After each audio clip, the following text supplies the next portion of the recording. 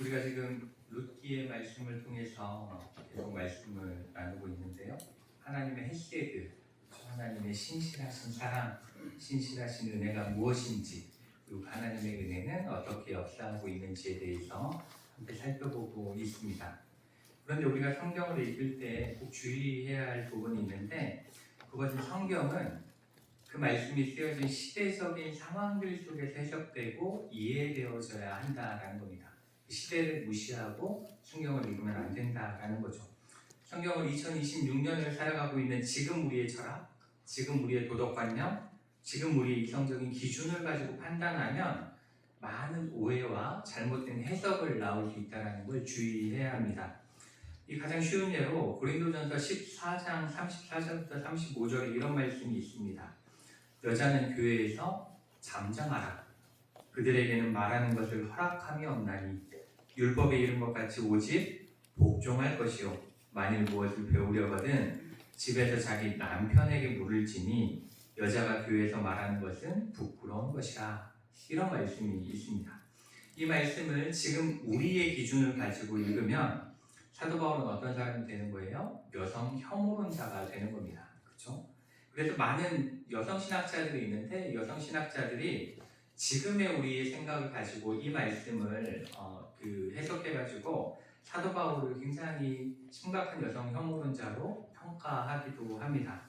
그리고 지금 그 보수적인 교단에서는 지금도 이 말씀을 그대로 적용시키는 부분들이 많이 있죠. 그래서 여전히 이 여성들의 목사안수를 금지하거나 여성이 장로가 되는 것, 그런 것들을 허락하지 않기도 합니다. 그래서 최근에도 보니까 그 여성이 설교하는 건 괜찮은데 목사는 안 된다, 이런 또 이야기를 하는 걸 봤어요. 그게 다 이런 성경 구절을 가지고 이야기를 하고 있는 겁니다. 그러니까 이러한 문제들은 결국 이 말씀이 쓰여진 시기, 그리고 그때의 문화, 그리고 그 당시의 교회의 상황, 이런 것들을 전혀 고려하지 않고 성경을 읽고 해석하기 때문에 나타나는 문제다라고 우리가 볼 수가 있는 거죠. 이렇게 성경은 하나님의 진리의 말씀입니다. 진리의 말씀이지만 그 시대적인 배경 가운데 쓰여진 거예요. 시대적인 배경을 무시할 수가 없는 거죠. 그렇기 때문에 그 시대를 잘 이해하며 읽을 때에 비로소 올바른 은혜를 우리가 누릴 수 있다는 걸 꼭 기억하셔야 합니다. 지금 우리가 함께 은혜를 나누고 있는 룻기 말씀도 똑같습니다. 이 룻기 말씀도 이 룻기의 배경이 사사시대고, 그리고 지금으로부터 대략 3,300년에서 3,500년 전, 그 당시 유다 베들레헴에서 있었던 일을 다루고 있는 말씀이 룻기죠. 이러한 룻기의 말씀인데, 이 말씀을 2026년을 살아가고 있는, 그것도 대한민국에서 살아가고 있는 사람들의 생각을 가지고 그대로 읽으면 이해하기도 어렵고 동의하기 어려운 이야기들이 굉장히 많이 있다는 걸 우리가 볼 수가 있습니다. 이 룻기가 하나님의 신실하신 사랑에 대해서 말씀하는 책이라고 우리는 생각하고 그렇게 이야기를 듣고 읽고 있는데, 고작 그 은혜라는 것이 남의 밭에 떨어진 이삭을 줍는 것인가, 이런 생각을 할 수가 있는 거죠. 또 조리된 떡을 좀 얻어먹는 게 은혜인가 라고 생각할 수도 있고, 또 음식 남았다고 싸갈 수 있는 것, 이런 게 은혜일까 라고 생각할 수도 있습니다. 그렇게 우리가 생각하는 이유는 지금을 살아가는 우리의 상황 속에서 이 말씀을 보기 때문에 그게 전혀 은혜가 아닌 게 되는 거죠. 그리고 오늘 우리가 함께 읽은 이 본문인 3장 1절부터 9절까지의 말씀은 아마도 지금 우리의 입장에서 생각하고 지금의 여성들의 입장에서 바라보면 더 이해하기 힘든 말씀이 될 수도 있습니다. 굉장히 이해하기 어려운 이야기가 될 수도 있어요. 이 말씀은 외설적으로 읽혀지기도 하는 말씀입니다. 굉장히 외설적으로 읽혀지기도 하고, 또 여성의 인권에 대한 심각한 도전처럼 보여지는 말씀이기도 합니다. 그러한 생각을 가지고 이 말씀을 보면 성경이 주시는 은혜를 경험하기보다는 성경에 대한 불신이 더 쌓이려는 그러한 말씀이 될 수도 있다는 것을 우리가 생각해야 됩니다. 그렇기 때문에 우리가 이 룻기의 말씀을 읽을 때에는 내가 지금 타임머신을 타고 3,300년 전에 있다, 그것도 유다 땅 베들레헴에 서 있다라고 생각을 하고 그런 배경에 대해 이해를 하면서 이 말씀을 묵상해야, 그래야 비로소 우리는 하나님이 룻에게 어떻게 신실하셨나를 바르게 알 수 있다라는 걸 꼭 기억하셔야 됩니다. 이제 룻기의 말씀을 조금 살펴보면서 하나님이 어떻게 그 헤세드, 그 하나님의 은혜를 룻에게 베풀고 계신지를 살펴보도록 하겠습니다. 먼저 오늘 우리가 함께 읽은 본문 바로 앞에 2장 23절의 말씀이 있어요. 성경을 펴고 계시면 2장 23절의 말씀이 있는데 우리 함께 한번 읽어볼까요? 읽겠습니다. 이에 룻이 보아스의 소녀들에게 가까이 있어서 보리추수와 밀추수를 마치기까지 이삭을 주우며 그의 시어머니와 함께 거주하니라. 아멘. 이렇게 말씀하고 있죠. 이 우리가 1장 22절에 보면 모압에서 룻과 나오미가 언제 베들레헴에 오냐면 보리추수를 시작할 때 옵니다. 그렇죠? 보리추수 시작할 때 베들레헴이 이르렀다 이렇게 써 있는데 오늘 말씀 2장 23절을 보시면 보리추수와 밀추수를 마치기까지 있었다 이렇게 말씀을 하고 있습니다. 여기서 우리가 가장 먼저 알 수 있는 건 지금 룻과 나오미가 베들레헴에서 얼마 동안의 시간을 있었는지를 우리가 기본적으로 알 수 있게 해주는 말씀입니다. 이 보리추수는 유대인들에게 있어서 언제 시작하냐면 6월절에 시작합니다. 목요일부터 이제 보리추수를 시작을 하는 거예요. 그래서 이 이스라엘의 그 절기를 우리가 이해할 때는 종교 제의적인 절기와 그리고 곡식을 추수하는 절기가 이렇게 연결되어 있다는 것을 우리가 알면서 이 말씀을 봐야 되는데 6월절부터 시작을 해요. 그리고 밀추수는 언제 시작하느냐? 맥추절에 시작합니다. 제가 예전에 절기에 대해서 말씀드릴 때 보리맥을 쓰는 게 잘못된 해석이다라고 말씀을 드렸는데 이 밀추수예요. 맥추절인데 이 맥추절은 또 어떻게 바꾸어 부르냐면 77절 그리고 오순절 이렇게 바꾸어 부르기도 합니다. 이 맥추절은 77절, 오순절 다 같은 절기를 이야기하는 겁니다. 그래서 그 6월절부터 이 맥추절 그러니까 보리추수를 시작할 때부터 밀추수를 시작할 때까지의 기간은 대략 50일 정도라고 우리가 볼 수가 있습니다. 77절, 오순절, 77에 49, 오순은 50 이렇게 이야기하기 때문에 50일의 기간이에요. 그러니까 지금 룻과 나오미가 베들레헴에서 보낸 기간은 며칠 정도? 50일 정도 지났다라는 걸 우리가 기본적으로 여기서 알 수가 있습니다.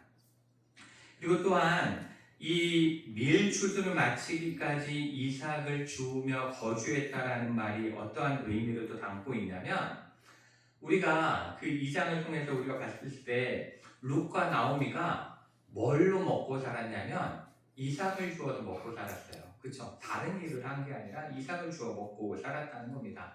그러니까 이제 밀추수마저 끝나면 주울 이삭이 더 이상 없어요. 그 말은 이제 룻과 나오미는 먹고 살기가 막막한 상황에 다시 이르렀다라는 걸 우리에게 알려주고 있는 겁니다. 지금까지는 보아스가 그래도 신경 많이 써줘서 걱정 없이 살 수 있었는데 이제 추수가 끝나면 죽게 해주고 싶어도 이삭이 없으니까 못 해주는 거죠. 이 오순절이 지나면 그러니까 이 맥추절이 지나면 그 다음 절기가 언제 있냐면 초막절에 있어요. 초막절에 또 한 번의 절기가 있는데 이 초막절은 이 이스라엘 백성이 애굽으로부터 나와서 광야에서 초막을 짓고 살아갈 때에 안전하게 지켜주신 은혜에 감사하는 절기임과 동시에 이 초막절과 똑같은 이름을 가진 절기가 수장절입니다. 수장절인데 수장절은 어떠한 의미냐면 가을에는 이제 곡식이 아니라 과일을 따잖아요. 과일을 따면 과일을 저장하는 그 절기가 수장절. 그러니까 이게 초막절과 수장절이 같은, 초막절은 제의적인 절기고 수장절은 이 곡식의 그냥 추수에 관한 절기다라고 이해할 수 있는데 이 수장절이 지금의 추수감사절 이것과 이렇게 연결되는 절기라고 이해를 하시면 되는데 이 수장절까지도 기다려야 되는 거예요. 그렇죠? 이제 그 맥추절이 지난 다음에 수장절까지 기다려야만 먹을 게 생기는 거예요. 그리고 또한 과일은 곡식과는 다르게 식량으로 우리가 생각하기는 조금 어려운 게 사실이죠. 수장절은 그러니까 뭐 이렇게 많은 절기는 아니라고 볼 수가 있는 겁니다. 그렇기 때문에 루카 나오미는 이제부터 1년 동안 매우 힘든 시간이 다가올 것이다 라는 것을 이야기하고 있는 겁니다. 그러니까 이제 보아스가 베풀어줬던 그 은혜가 아니라 또 다른 은혜, 또 더 큰 은혜가 필요하다, 은혜가 필요한 지경에 이르렀다라는 것을 우리에게 알려주고 있는 겁니다. 그리고 또한 이것을 통해 우리가 마지막으로 알 수 있는 건 이 룻이 이 말씀해 보시면 보아스의 소녀들에게 가까이 있었다 이렇게 이야기하고 있고, 보아스가 이야기를 했어요. 룻에게 딴 데 가지 말고 우리 밭에만 있어라 이렇게 이야기를 했거든요. 그렇기 때문에 그 룻과 보아스가 오랜 시간 동안 50여일의 시간 동안 서로 알아갈 수 있는 그러한 시간이 넉넉하게 있었다라는 것을 우리가 알 수가 있고, 그리고 보아스가 이 룻이 행하는 성실함, 또 룻이 시어머니를 모시는 그런 효심, 이런 것들에 대해서 좀 더 명확하게, 그렇죠? 들은 소문이 아니라 자신의 눈으로 확인할 수 있는 그 기간이 찼다라는 걸 우리에게 알려주고 있는 겁니다. 그런 시간이 있었기 때문에 이 3장에서 시작되는 이 이야기가 어찌 보면 즉흥적이거나 감정적으로 갑자기 일어난 일이 아니다라는 것, 준비된 상태에서 3장이 시작되어진다는 걸 우리에게 알려주고 있는 거예요. 그렇게 알려주고 있습니다. 이렇게 23절의 이 한 절 안에 있는 보리추수와 밀추수라는 이 기간은 우리에게 지금 룻이 처해 있는 다양한 상황들에 대해서 설명을 하고 있다, 우리가 이렇게 이해할 수가 있습니다. 그리고 이제 1절 말씀을 함께 한번 읽어보도록 하겠습니다. 1절입니다. 함께 읽겠습니다. 룻의 시어머니 나오미가 그에게 이르되 내 딸아, 내가 너를 위하여 안식할 곳을 구하여 너를 복되게 하여야 하지 않겠느냐. 아멘. 여기서 우리가 이 1절에서 가장 먼저 주목해 봐야 하는 부분이 있는데, 그게 뭐냐면 가장 앞에 나오는 부분입니다. 룻의 시어머니 나오미가 라는 이 말입니다. 룻의 시어머니 나오미가 이 말인데, 그 룻기 1장과 2장을 잘 읽어보시면 나오미가 주어로 쓰일 때, 나오미가 주어로 쓰일 때 단 한 번도 시어머니 나오미가 라는 표현으로 사용되지 않습니다. 단 한 번도 시어머니라고 표현하지 않습니다. 나오미를 그냥 나오미가 이렇게만 표현합니다. 나오미가 이렇게 했다. 나오미가 이렇게 했다. 그러니까 룻에게 시어머니에게 뭘 해라. 룻에게 시어머니 이렇게는 표현을 해도 시어머니인 나오미가 라고 표현하는 건 여기서 처음 등장하는 거예요. 그래서 처음 등장하고 있는 겁니다. 이렇게 시어머니 나오미가 라는 표현이 처음 등장한다는 건 어떠한 의미를 우리에게 알려주고 있는 거냐면, 지금까지 나오미는 단 한 번도 시어머니로서의 역할은 하지 못했다. 시어머니로서의 나오미는 존재하지 않았었다라는 걸 우리에게 이야기해주고 있는 겁니다. 1장에서도 보면 나오미는 이 자기가 책임질 수 없기 때문에 며느리들은 친정으로 보내려고만 해요. 그렇죠? 그냥 보내려고 합니다. 그래서 1장 8절에서 너희는 각기 너희 어머니의 집으로 돌아가라 이렇게 이야기하고, 15절에서도 너도 너의 동서를 따라 돌아가라 이렇게만 이야기를 합니다. 그리고 또한 2장에서도 우리가 읽어봤듯이 나오미가 뭔가를 하는 것이 아니라 그저 룻이 나가서 주워오는 곡식들로 생활하는 수동적인 모습만 보이고 있습니다. 수동적으로 그냥 음식 갖다 주면 먹고 이게 끝인 거예요. 이렇게 나오미는 시어머니로서의 삶을 살아가지 못하고 있었다라는 걸 우리가 2장까지의 말씀을 통해서 알 수 있는 거죠. 그런데 오늘 3장 1절의 말씀 속에서 드디어 시어머니로서, 그렇죠? 시어머니로서의 나오미로서 적극적으로 무언가 이제 해보려고 하는 모습이 처음 등장을 하는 겁니다. 시어머니 역할을 시작하고 있는 거죠. 이 말씀을 통해서 우리가 한 가지 알 수 있는 건 뭐냐면, 원래 나오미는 남편과 자신의 이름, 남편의 이름 엘리멜렉, 하나님만이 나의 주인이시다 그렇죠? 하나님만 나의 왕이시다라는 그 남편의 이름과 그리고 자신의 이름, 기쁨이죠. 기쁨처럼 하나님이 주인 되시고 하나님이 주시는 기쁨으로만 살아가야 했던 사람이었습니다. 그렇죠? 나오미는 그러한 사람이었어요. 그런데 그러한 나오미가 지금까지는 그렇게 살지 못했습니다. 나오미는 그렇게 살지 못했습니다. 그런데 이 룻이 어머니의 하나님이 나의 하나님이 되실 것이라고 고백하고 또 그 하나님만 의지하며 어떻게든 시어머니와 함께 열심히 살아보려고 하나님의 은혜를 구하며 열심히 살아가는 모습을 통해서 그리고 그 룻에게 하나님께서 계속해서 은혜를 베풀고 계신 그러한 모습을 바라보면서 나오미도 이제 하나님을 향한 믿음이 회복되고 있다는 걸 우리에게 알려주고 있는 거예요. 이 1장에 보시면 나오미가 뭐라고 이야기하냐면 여호와께서 나를 징벌하셨다 이렇게 이야기하고 있거든요. 하나님에 대한 믿음이 많이 사라졌던 거죠. 그런데 룻의 그 믿음이 나오미의 믿음을 회복하게 만들었다는 것을 우리가 알 수가 있는 겁니다. 그렇기 때문에 저는 이 모습을 보면서 우리가 왜 교회로 모이고 있는가에 대해서 다시 한번 생각해 보게 되는 거예요. 제가 항상 말씀드리듯이 우리가 이 삶을 살아가다 보면 나 혼자 있다라는 생각을 할 때가 많이 있습니다. 광야에 나 혼자 버려져 있다라는 생각이 들기도 하고 그러한 어려운 가운데 있을 때 외롭다라는 생각을 하기도 합니다. 그래서 믿음이 흔들리기도 하고 하나님을 믿는 믿음 앞에서 좌절하기도 합니다. 그렇지만 우리가 교회에 나오면 하나님 앞에서 또한 은혜 가운데 살아가고 있는 우리 옆에 있는 성도들을 보게 됩니다. 그렇죠? 옆에서 열심히 신앙생활을 하고 있는 그러한 은혜 가운데 가고 있는 성도들을 바라보면서 이 어려운 시간 가운데에서도 살아계신 하나님을 다시금 느끼게 되는 거예요. 그 하나님을 통해서 다시금 나의 신앙이 회복되어지는 그러한 은혜들을 경험할 수 있다는 거죠. 혼자서는 절대로 이겨나갈 수 없는 믿음의 여정들을 함께 그 서로의 모습을 바라보고 서로 격려하면서 이겨나갈 수 있다는 것을 우리가 알 수 있는 겁니다. 이 룻의 믿음을 통해서 다시 믿음을 회복한 나오미와 같이 우리의 믿음도 우리 옆에 있는 성도들의 믿음을 통해 다시 회복될 수 있다는 걸 우리가 기억하고 하나님께서 그러한 믿음의 공동체가 되게 만드시기 위해서 우리를 모으셨다라는 걸 언제나 기억하시는 여러분 되시기를 축복합니다. 또한 1절에서 우리가 또 주목해봐야 하는 부분이 있는데 그게 뭐냐면 나오미가 룻에게 이렇게 이야기합니다. 내 딸아 내가 너를 위하여 안식할 곳을 구하여 너를 복되게 하여야 하지 않겠느냐 이렇게 이야기하고 있습니다.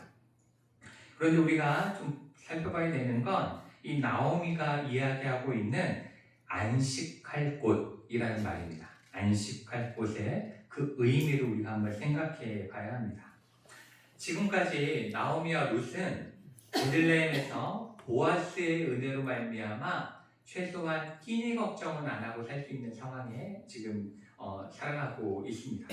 그렇지만 이 끼니 걱정 안 하는 이 상황은 아까 말씀드린 것처럼 한시적인 거예요. 그렇죠? 이 시기가 지나면 또 끼니 걱정을 시작해야 되는 거예요. 이제 이 밀주주가 맞춰지면 다시 하루하루를 살아가기 위해서 뭘 먹고 살까 고민해야 되는 시기가 다가온다라는 겁니다. 그러니까 그 마음이 어때요? 불안하죠. 당장 내일 먹을 게 없으면 우리 마음이 불안하잖아요. 저도 지금은 카드 시대니까 그렇지만 예전에는 지갑에 5만 원짜리가 없으면 쓰지도 않으면서 불안해요. 근데 지금 이렇게 돈이 이렇게 있으면 그 돈 얼마 이렇게 뭐 되지도 않잖아요. 그런데도 불구하고 마음이 좀 편안한 그런 것들을 이렇게 경험한 적이 있는데 이렇게 무언가 나에게 안전한 것이 있다라는 것, 그렇죠? 그것이 우리를 안심하게, 안식하게, 평안하게 만들어주는 것을 우리가 알 수가 있습니다. 그렇기 때문에 이 나오미에게 있어서 지금 이야기하고 있는 건 이러한 평안, 이러한 안식, 편안한 안식이 있는 것에 대해서 지금 룻에게 이야기 시작하고 있는 겁니다. 그런데 우리가 계속 이 구약의 말씀 속에서는 제가 자주 말씀드리지만 그 당시에 이스라엘을 살아가던 여성들은 뭘 할 수 없어요? 직업을 가질 수 없어요. 그 당시 여성들은 누구도 직업을 가질 수 없었습니다. 그리고 또한 여성은 재산을 가질 수가 없었습니다. 자기 재산을 소유할 수가 없었습니다. 그래서 그 시절에 여성이 홀로 살아가기가 힘들었죠. 그래서 구약에서 가장 가난한 사람 셋은 고아와 과부와 개, 이방인 이렇게 이야기할 정도로 과부는 가난한 삶을 살아야 했고, 특히나 이방 여인, 그 중에서도 모압 여인이었던 룻의 삶은 훨씬 더 불안했다. 계기자 여인이잖아요. 과부잖아요. 굉장히 불안했을 것이 틀림없습니다. 그렇기 때문에 여기서 안식을 얻는다라는 것, 안식하라는 이러한 말은 뭐냐면 결혼해라, 재혼해라, 이 이야기를 하는 거예요. 그 이야기를 하는 거죠. 그러니까 나오미가 안식할 곳을 구하라는 말은 그 한 가지 의미만 담아낼 수 있는 겁니다. 그래서 이 구절을 표준 세번역이라고 하는 우리 성경 번역서에 보면 뭐라고 표현하고 있냐면, 얘야, 내가 행복하게 살 만한 안락한 가정을 내가 찾아보아야 하겠다, 이렇게 번역하고 있습니다. 그러니까 안식이라는 건 행복하게 살 만한 안락한 가정을 구하는 것, 그것이다, 이렇게 볼 수가 있고, 그런 다음에 이제 재혼 상대로 누구를 이야기하냐면 보아스를 선택하게 됩니다. 보아스를 이야기해요. 그런데 이 보아스를 재혼 상대로 선택한 이유가 있습니다. 그 이유는 단지 보아스가 돈이 많아서가 아니에요. 돈 많은 그 남자이기 때문에 이 재혼을 이야기하는 게 아닙니다. 그 이유에 대해서 우리가 2장 20절에서 우리가 알 수가 있어요. 2장 20절에 우리가 성경을 한 장, 요 2장 20절을 찾으셔가지고 한번 함께 읽어보도록 하겠습니다. 자, 함께 읽겠습니다. 나오미가 자기 며느리에게 이르되 그가 여호와로부터 복받기를 원하노라. 그가 살아있는 자와 죽은 자에게 은혜를 베풀기를 그치지 아니하도다 하고, 나오미가 또 그에게 이르되 그 사람은 우리와 가까우니 우리 기업을 물을 자 중에 하나이니라 하니라. 아멘. 여기서 조건을 두 가지를 이야기하고 있어요. 그런데 그 첫 번째 조건은 뭐냐면 그가 은혜 베푸는 사람이었다라는 겁니다. 은혜 베풀기를 그치지 아니하는 사람이었다, 이렇게 이야기하고, 뭐 어떻게 은혜를 베푸냐면 앞에 보면 살아있는 자와 죽은 자에게 은혜를 베풀었다, 이렇게 말씀을 하고 있는데, 이것은 죽은 자를 이야기하는 건 뭐냐면 이 엘리멜렉과 아들들이 죽었잖아요. 근데 그들이 아마 베들레헴에, 모압을 떠나기 전에 베들레헴에 살 때에도 보아스로부터 은혜를 입었던 거예요. 그러니까 예전에도 은혜를 베풀었던 그 사람이 지금 살아있는 나오미와 룻에게도 이렇게 은혜를 베풀고 있구나라는 것을 이야기하고 있는 겁니다. 그러니까 이것을 통해서 보아스는 좋은 사람이야, 참 선한 사람인 게 확실해, 이러한 이야기를 하고 있는 거예요. 그리고 이제 두 번째 조건이 뭐냐면 그가 우리와 가까우니 우리 기업을 물을 자 중에 하나이다 라는 말입니다. 그가 우리 기업을 물을 자 중에 하나이다. 근데 이 부분이 굉장히 중요한 거예요. 이 부분이 굉장히 중요하고 어려운 건데, 이 이야기를 통해서 뭘 이야기하고 싶냐면 나오미는 룻에게 단지 그냥 재혼 자리를, 선을 봐주겠다, 이걸 이야기하는 게 아니에요. 그걸 권유한 게 아니라 이 기업 물을 자인 보아스를 통해서 하나님의 베푸시는 은혜를 경험하고 싶다라는 것을 이야기하는 겁니다. 하나님의 은혜를 구하는 거예요. 단지 남자를 구하는 게 아닙니다. 여기서 이제 기업 물은다라는 말이 뭔지 이제 그걸 좀 알아봐야 되죠. 그렇죠? 기업 물은다. 이 물은다라는 말은 그거예요. 우리가 이렇게 장기 둘 때 뭔가 잘못한 것 같으면 물러줘. 이렇게 이야기하는, 도로 이렇게 되돌려줘, 이렇게 이야기하는 그것과 똑같은 무르다라는 의미를 담고 있는 단어인데, 이 기업 물은다라는 말은 히브리어로 고엘이라고 부릅니다. 고엘이고 이건 제도예요. 이 성경이 우리에게 가르쳐주고 있는, 말씀하고 있는 제도인데, 이 물려주는 제도의 상황이 한 5가지가 돼요. 그게 첫 번째가 뭐냐면 누군가가 돈이 없어서 종으로 팔렸을 때, 돈이 없어서 나 팔아가시오 해가지고 내가 그 다른 집에 종이 되었을 때, 가까운 친척이, 이 보아스도 친족이다 이렇게 표현하잖아요. 그런 것처럼 가까운 친척이 그의 종으로 팔릴 때 받았던 돈을 돌려주는 거예요. 원주인에게. 그래서 그의 종의 신분을 해결해 주는 거예요. 자유인으로 바꿔주는. 이게 그 기업을 무르는 의미예요. 그 다음에 두 번째는 이 토지는 이스라엘 백성들은 토지는 원칙적으로 매매가 금지되어 있습니다. 왜냐하면 토지는 다 누구 것이에요? 하나님의 것이기 때문에, 하나님의 소유이기 때문에 토지 매매가 안 되게 있지만 돈이 너무 없어, 너무 힘들어. 그래서 어쩔 수 없이 토지를 파는 경우가 있습니다. 이 룻의 가족도 팔았잖아요. 그렇죠? 팔아서 모압으로 넘어갔잖아요. 그럼 좀 파는 경우가 있어요. 그러할 때에 그 토지에 대한 값을 물러주는 거예요. 내가 대신 갚아줄게. 대신 갚아주는 거죠. 그렇게 해서 그 토지를 원래 주인에게로 돌려주는 것, 회복시켜주는 것이 있고, 그 다음에 세 번째는 누군가가 죄를 지었을 때 그 죄값을 치러주는 겁니다. 이 보석금 같은 거 대신 내주는 것처럼 그렇게 벌금 같은 거 대신 내서 그가 죄가 없도록 해주는, 그게 이제 기업 무르는 것 중에 하나예요. 고엘제도의 하나죠. 그 다음에 네 번째는 누군가가 친척이 살해당했어. 그러면 그거에 대해서 피해 복수를 해주는 것도 기업 무르는 것 중에 고엘제도 중에 하나입니다. 그게 고엘제도 중에 하나고, 마지막으로 무엇이 있냐면 누군가가 아들이 없이 죽었어요. 그랬을 때에 그 남겨진 미망인과 동침함으로 인해서 그 집안의 기업을 이을 아들을 낳아주는 것, 그것이 고엘 제도입니다.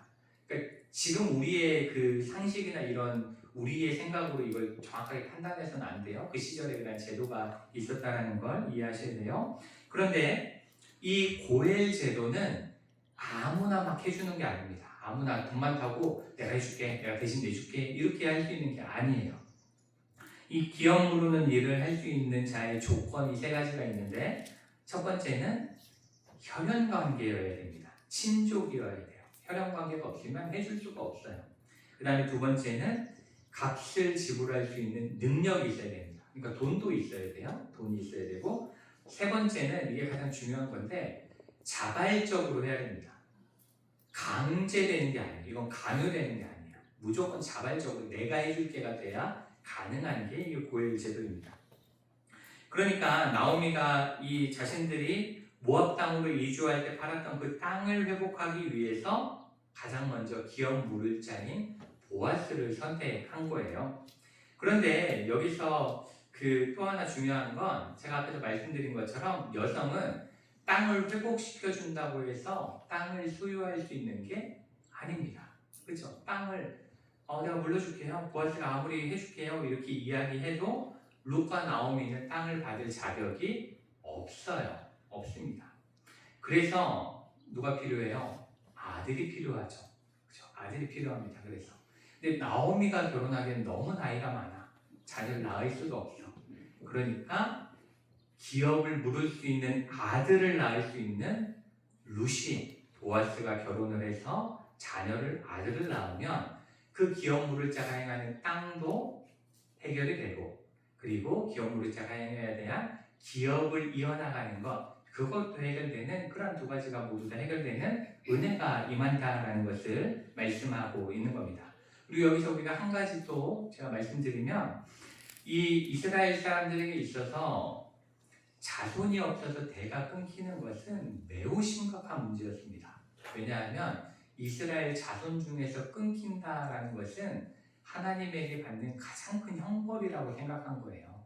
그래서 이 고엘 제도 중에 그 미망인에게, 그러니까 형수에게 들어가서 아이를 낳아주는 거는 잘못된 불륜의 문제가 아니라 그 집안에 하나님으로부터 버림받느냐 유지되느냐에 대한 문제가 되는 거예요. 그러니까 이게 단지 우리의 그런 성윤리로 해결될 수 있는 문제가 아니다. 이것은 그러한 그들의 신앙과 매우 밀접한 관계가 있는 문제다라는 것을 우리가 기억하고 있어야 합니다.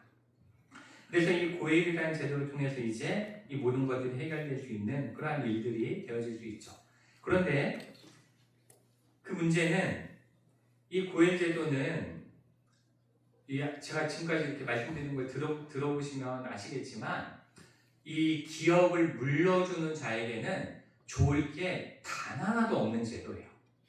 받는 사람한테만 유익이 되는 거예요. 보세요. 토지를 회복시켜준다. 신분을 회복시켜준다. 그래서 그것 위해 돈을 치러줬어요. 그러면 그 돈을 치러준 대가가 누구에게 가요? 형제에게 가는 거예요.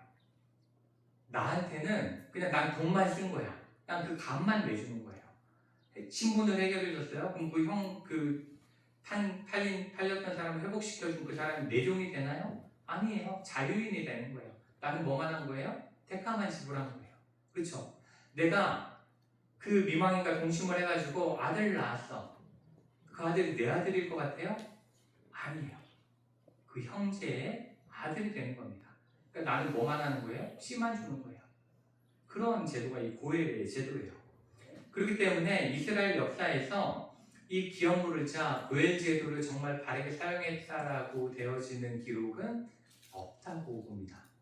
이렇게 이 기업 무를자의 이 고엘 제도가 이렇게 잘 사용됐어요라고 기록된 게 없는 거예요. 왜냐? 그렇게 해주기에 너무 내가 많은 손해를 봐야 되는 거죠. 그렇기 때문에 이게 어려운 거죠. 그런데 나오미가 생각할 때 보아스는 지금 매우 유력한 자, 부유한 자이고 두 번째는 뭐예요? 선한 사람이기 때문에 가능하지 않을까? 보아스라면 해주지 않을까? 라는 이 기대와 믿음이 있는 겁니다. 그렇기 때문에 그러한 믿음을 가지고 룻에게 권하는 거죠. 그렇게 해보면 어떻겠느냐 이렇게 권하고 있다는 것을 보고 무조건 된다가 아닙니다. 가능성을 가지고 이야기를 지금 하는 겁니다. 그래서 이제 룻에게 이야기하죠. 보아스에게 가까이 다가가서 기업 물을 자가 되기를 부탁해봐라 이렇게 이야기를 합니다. 그런데 거기에 대해서 룻은 5절 말씀을 통해서 이렇게 대답합니다. 어머니의 말씀대로 내가 다 행하리이다 이렇게 대답합니다. 이게 굉장히 담대한 대답이에요. 이게 지금 룻이 대답하는 것은 단지 저도 이제 어머니랑 사는 것도 좀 힘들고 재혼해서 좀 편하게 살고 싶어요 이런 이야기를 하는 게 아니에요. 이제 재혼하고 싶다라는 이야기를 하는 게 아닙니다. 왜냐하면 룻은 이미 모압에서 시어머니 나오미가 돌아가서 재혼해서 잘 살아라라고 이야기할 때 그거를 완전 완강히 거부하고 나는 시어머니의 가족만 되겠습니다라고 결단하고 온 거예요. 그러니까 재혼을 자기 욕심 때문에 했을 리는 절대로 없는 상황이라는 거죠. 그렇기 때문에 여기서 룻의 대답은 뭐냐면 하나님께서 정하신 그 제도, 기업 물을 자라는 이 제도를 통해서 자신과 시어머니 나오미를 구원해 주실 하나님의 은혜를 기대하겠다. 그 하나님의 약속을 기대하며 바라며 나아가겠다라는 믿음의 언어로 고백을 하고 있는 거예요. 그냥 단지 재혼하겠습니다라는 게 아니라 하나님이 우리에게 그 은혜를 베풀어 주실 거라 믿고 나아가겠습니다라고 지금 룻이 이야기하고 있다라는 겁니다. 제가 말씀드린 것처럼 이 고엘은 기업 물을 자가 베풀어 주는 일방적인 은혜이기 때문에 부탁한다고 해서 허락될 가능성은 거의 없는 제도죠. 거의 없는 제도이기 때문에 특히나 이방 여인이 시어머니까지 모신 여인이 와서 부탁한다면 더더욱 가능성이 없는 이야기인데도 불구하고 룻은 무엇을 가지고? 믿음을 가지고 믿음을 가지고 나아가고 있다라는 것을 우리가 알 수 있는 겁니다. 아마도 나오미도 또 인간적인 생각을 해봤을 거예요. 인간적으로 생각해봤겠죠. 보아스같이 부족한 거 하나 없는 사람이 이스라엘 백성들이 가장 혐오하는 모압 여인인 나를 받아줄 리가 있겠는가라고 생각했을 때에는 인간적인 생각으로는 절대 불가능하다라고 생각했을 것입니다. 그렇지만 지금 나오미는 어떤 상태예요? 하나님께서 베풀어 주신 은혜에 대해서 믿음을 회복한 상태이고 룻은 그 시어머니의 하나님이 나의 하나님이 될 것이다라는 믿음대로 살아갔을 때 하나님이 베풀어 주신 은혜를 경험한 상태였기 때문에 그들은 이 일을 해봅시다 라고 담대하게 이야기할 수 있었다라는 것을 우리가 오늘 말씀 속에서 알 수가 있습니다. 그럼 이들이 어떻게 계획을 했을까? 그리고 어떻게 실행을 했을까? 그리고 결과는 어떻게 됐을까는 다음 주에 너무 늦었죠? 네, 다음 주에 그것에 대해서 어떤 결과를 낳는지 함께 나눌 텐데 그것을 기대하면서 다음 주를 기대하시면 좋겠습니다. 그래서 오늘 우리가 이 함께 살펴본 말씀을 통해서 우리는 이제 이 밀추수가 끝나서 어떻게 살아가야 할지 막막해 보이는 상황 가운데에서도 나오미의 믿음을 회복시키셔서 그 나오미와 롯의 가정에 또 다른 신실한 은혜를 준비하고 계신 하나님을 발견할 수가 있는 겁니다. 하나님께서는 은혜를 끊지 않으셨어요. 또 다른 은혜를 계획하고 준비하고 계신 거죠. 그렇기 때문에 그러한 나오미와 롯이 그 하나님을 믿으며 나아갈 때, 신뢰하며 나아갈 때 그 은혜를 경험할 수 있다는 걸 우리가 기대할 수가 있는 겁니다. 이렇게 하나님은 지금 우리에게도 그 신실하신 하나님의 사랑을 기대하며 담대히 나아오기를 원하시면서 우리에게도 많은 은혜들을 계획하고 계시고 또 준비하고 계십니다. 그리고 우리에게 그 길을 보여주고 계시죠. 그렇기 때문에 우리는 어떻게 해야 돼요? 그 하나님의 은혜를 기대하고 그리고 믿고 그렇기 때문에 어떠한 상황 가운데서 담대히 그 길을 걸어가면 하나님께서 롯과 나오미에게 베풀어 주셨던 이러한 은혜를 우리에게도 베풀어 주실 줄 믿습니다. 그 믿음을 가지고 언제나 담대하게 하나님만 바라보며 기도하시는 여러분 되시기를 축복합니다.